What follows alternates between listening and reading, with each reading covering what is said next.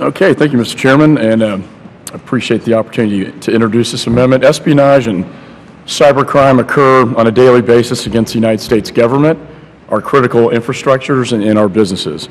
The intruders into government and private systems span a spectrum of malicious actors, including nation-states, terrorist networks, organized criminal groups, and individuals located here in the United States.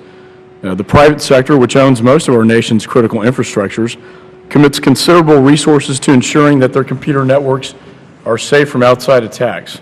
As we go forward with legislation to protect our country's networks from cybercrime, we must ensure that the heavy hand of government does not harm industry.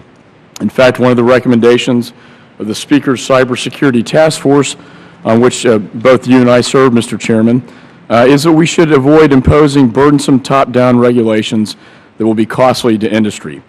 Do no harm has always been our priority when considering cybersecurity legislation, and I think my amendment to this bill overall takes that into consideration. My amendment will ensure that critical infrastructure companies will not have any additional regulations forced on them by their existing regulatory agencies outside of the recognized performance standards. If a critical infrastructure company is not following the suggested risk-based performance standards, then DHS will work with the company on creating market-based incentives, encouraging them to mitigate the risk.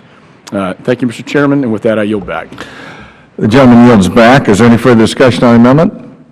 Hearing none, the question now occurs on the amendment to the amendment in the nature of substitute offered by Mr. McCaul. All those in favor signify by saying aye. Aye. And those opposed signify by saying no. In the opinion of the Chair, the ayes have it, and the amendment is agreed to.